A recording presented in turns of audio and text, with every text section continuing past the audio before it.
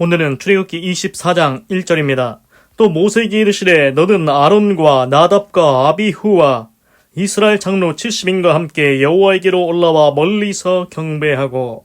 아멘. 그래서 이제 출애굽기 23장에서는 하나님께서 여러 가지 법이랑 안식의 법, 그리고 이스라엘 3대 절기, 그리고 하나님이 천군 천사를 보내서 인도하시고 가나안 땅에 다 쫓아내 주실 거다. 그리고 하나님을 섬기라고, 그 땅에 다른 우상 섬기지 말라고. 그래서 어제 출애굽기 23장은 다 끝났습니다. 그런데 이제 또 말씀드리고 싶은 게 뭐냐면은, 지금 우리가 구약 성경 보면은 신약 성경도 그렇고 뭐 출애굽기 몇 장 몇 절 이렇게 있지 않습니까? 그런데 사실 이게 장과 절이 이제 원래는 없었다고 하는 것 같습니다. 이제 제가 들은 바에 따르면은 그렇다고 하는데, 일단은 우리는 이제 장과 절로 나눠 있지 않습니까? 그래서 이제 읽기 쉽게 이제 장과 절로 나눠지는 것 같은데, 하여튼간 이제는 출애굽기 24장에 들어왔습니다. 이제 출애굽기 24장에는 뭐냐면은 시내산에서 맺은 언약입니다. 이제 하나님께서 그 시내산에서 이스라엘 백성과 언약을 맺습니다. 그래서 이제 누가 올라갑니까? 모세가 이제 하나님께 나아가는 겁니다. 그래서 언약을 확증을 합니다. 시내산에서 하나님과 이스라엘이 언약을 체결하는 장면이다. 이렇게 설명이 되어 있습니다. 그래서 오늘 말씀을 보면은 이렇게 써 있습니다. 또 모세에게 이르시되, 하나님께서 모세한테 말씀하십니다. 너는 아론과 나답과 아비후와 이스라엘 장로 70인과 함께 여호와에게로 올라와 멀리서 경배하고. 그래서 하나님이 모세한테 말씀하시죠. 그리고서 뭐라고 합니까? 하나님께서 너 여호와에게로 올라와라. 그런데 너만 올라오는 게 아니고 너하고 아론은 모세의 형입니다. 모세의 형. 그리고 나답, 아비후. 나답과 아비후는 누구냐면은 그 모세의 형 아론이 있지 않습니까? 아론이 아들이 있는데 그 아론의 아들이 나답과 아비후입니다. 그리고 또 이스라엘의 장로들 70명, 이제 노인이라고 하겠죠. 그래서 이제 이스라엘의 장로들 70명 함께 같이 올라오라는 것입니다. 그래서 여호와에게로 올라와서 멀리서 경배하라고 말씀하십니다. 그래서 이제 생각해 볼 게 뭐냐면은, 하나님께서 이제 이스라엘 백성과 이제 언약을 하게 됩니다. 그런데 이제 모세만 따로 부르는 게 아니고 모세 부르고 모세의 형, 그리고 아론, 그리고 모세의 형 아론의 두 아들 나답과 아비후, 그리고 이스라엘의 장로들 70명 같이 하나님 앞으로 올라오라고 했습니다. 지금 언약을 해주고 계십니다. 하나님께서 이스라엘 백성과 언약을 맺고 있습니다. 그리고 여기 보면은 이렇게 말씀하고 있죠. You are to, be are to는 뭐냐면 너는 뭐뭐 해야 된다. 너는 멀리서 경배해야 된다. 하나님께 대한 예의를 지키라는 겁니다. 우리가 뭐 왕이 뭔가 뭐 하사한다, 뭐 어명을 내린다, 그럴 때 어떻게 합니까? 그 앞에서 예의를 지켜야 되지 않습니까?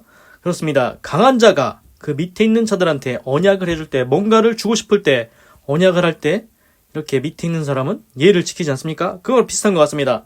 하나님을 무시합니까? 하나님을 경멸히 여깁니까? 그렇게 하나님 앞에 나가서 복을 받을 수 있겠습니까? 하나님, 진짜 신이신 하나님 앞에 이렇게 모세와 아론, 나답과 아비후 그 두 아들, 그리고 이스라엘 장로 70인이 나아가는데 하나님 앞에 멀리서 경배하라고 했습니다. 그리고 이제 내일 나오는데 이제 모세만 또 따로 올라갑니다. 나머지는 올라오지 말라고 합니다. 그래서 제가 생각할 때 오늘 말씀의 핵심은 뭐냐면은, 하나님께서, 진짜 신이신 하나님께서 인간인 이스라엘 백성과 함께 언약을 맺으셨다는 것입니다. 언약을 하시기 위해서 모세와 그 형 아론 이렇게 다 부르셨다는 것입니다. 그래서 이 세상에 어떤 신이 자기보다 낮은 인간을 위해서 누가 언약을 합니까? 누가 복 주겠다고 합니까? 그런 신은 아무도 없습니다. 그래서 이제 와닿기 쉽게 이제 설명을 하자면은, 갑자기 어떤 왕이 딱 와가지고, 야, 내가 너한테 금덩이 몇 개를 주겠다. 아니면 내가 너한테 이런 재물을 내려주겠다. 이런 보물을 주겠다. 이렇게 하는 왕이 어디 있습니까?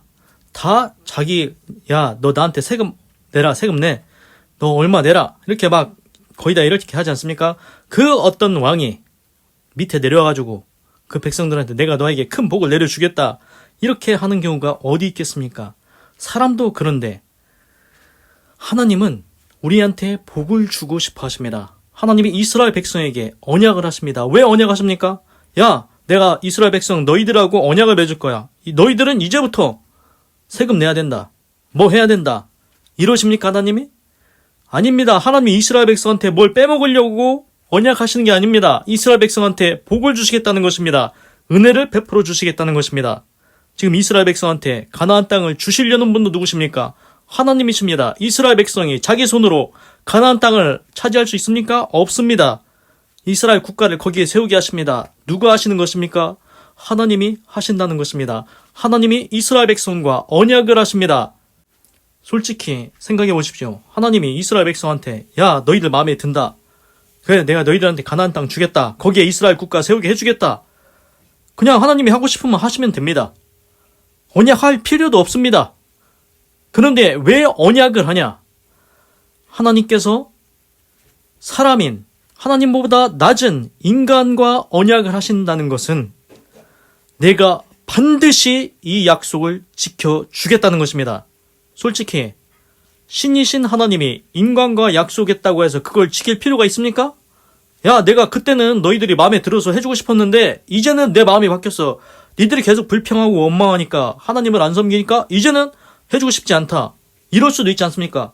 그런데 설령 하나님께서는 그런 일이 발생할지라도 내가 너희와 언약을 하는 것은 혹시 이런 일이 발생할지라도 내가 너희들한테 약속한 것 반드시 지켜주겠다고 그렇게 언약을 하시는 것입니다. 그래서 제가 생각할 때는 지금 하나님께서 이스라엘 백성과 언약을 하시지 않습니까? 시내산에서 언약을 하는데 약속을 해주시는 겁니다. 반드시 너희들한테 이렇게 해주겠다. 반드시 내가 이루어 주겠다. 설령 내 마음이 조금 편할지라도 반드시 이행해 주겠다고 약속해 주시는 것입니다. 우리가 계약서를 왜 씁니까? 계약서를 쓰는 이유는 우리가 지금 서로 이렇게 계약을 한다. 너는 이것을 수행해야 된다. 나는 돈을 지불할 테니 너는 이렇게 해라. 이렇게 계약하지 않습니까? 그래서 나중에 마음이 바뀌어도 야, 내 마음이 바뀌어서 이거 다시 없던 일로 하자. 이거 됩니까? 안 됩니다. 계약서를 썼으면 도장을 찍었으면 거기에 대해서 분명히 이행이 이루어져야 됩니다. 설령 그 나중에 마음이 변했을지라도 반드시 성취되고 이루어져야 한다는 것입니다.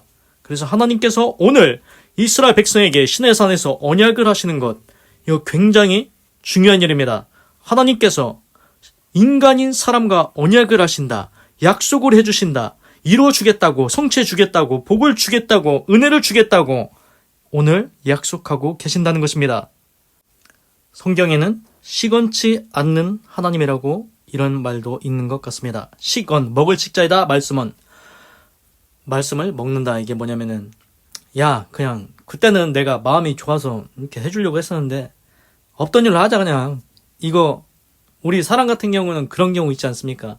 예를 들어 이제 그렇진 않다 할지라도 부모가 뭐 자식한테 야, 내가 너한테 뭐 해줄게 이렇게 말해놓고 그때 딱 가보니까 야, 지금은 내가 돈이 좀 저기 해다 나중에 사줄게 뭐 이렇게 하기도 하지 않습니까?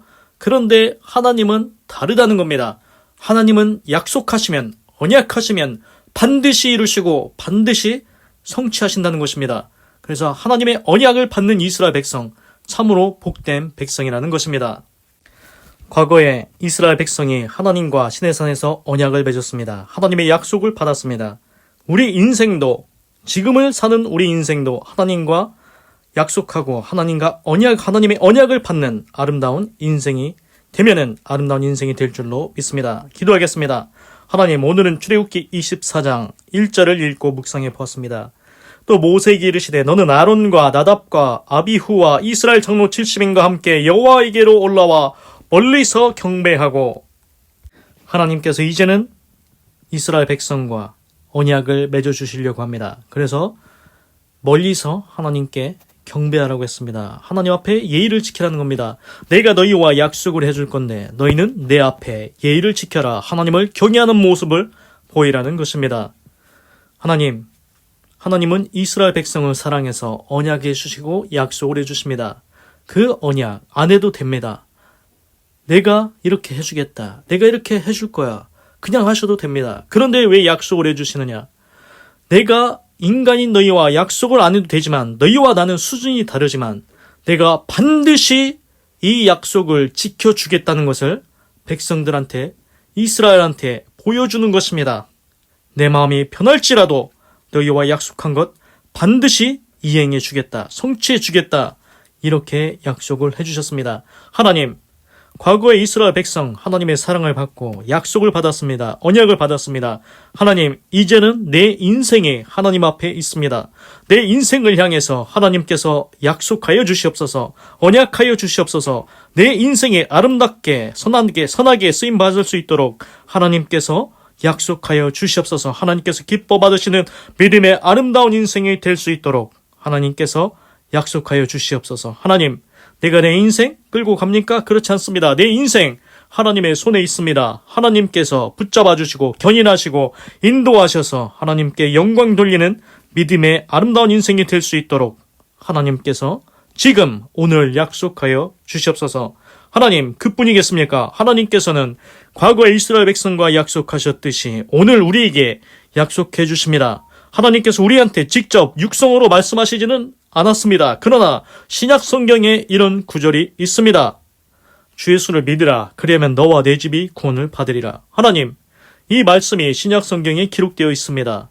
하나님의 말씀을 믿습니다. 직접 내 귀에는 들리지 않으니 할지라도 내가 눈으로 보았고 귀로 지금 들었습니다. 주 예수를 믿으면 반드시 너와 내 집을 구원해 주신다고 약속을 해 주신 것입니다. 하나님, 제가 이제부터 하나님을 믿겠습니다. 주 예수를 믿으라. 예수님을 믿겠습니다. 그러하니 나와 내 집이 구원받고 천국문에 들어갈 수 있도록 하나님께서 그 약속을 이루시고 성취하여 주시옵소서. 우리의 손으로, 인간의 손으로 할 수 없을지라도 만군의 여호와 하나님께서 반드시 성취하시고 반드시 이루어 주시옵소서. 하나님은 약속하신 말씀 시건치 않습니다. 없던 일로 하자 아니하십니다. 하나님은 우리에게 약속을 해주셨습니다. 주 예수 믿으면 너와 내 집 구원해 주겠다. 하나님, 제가 믿겠습니다. 예수님 믿겠습니다. 나와 내 집이 구원받게 하여 주시옵소서. 하나님의 약속을 성취하여 주시옵소서. 이것은 하나님께서 인간과 약속하신 계약서와 같습니다. 하나님께서 반드시 성취하여 주실 줄로 믿습니다. 하나님, 감사합니다. 사랑합니다. 찬양합니다. 주님 홀로 영광 받으소서. 사랑이 많으신 예수님의 이름으로 기도드립니다. 아멘. 건강하시고 예수님 믿고 구원받으시고 예수 내 구주 하나님의 축복이 말지어다. 아멘.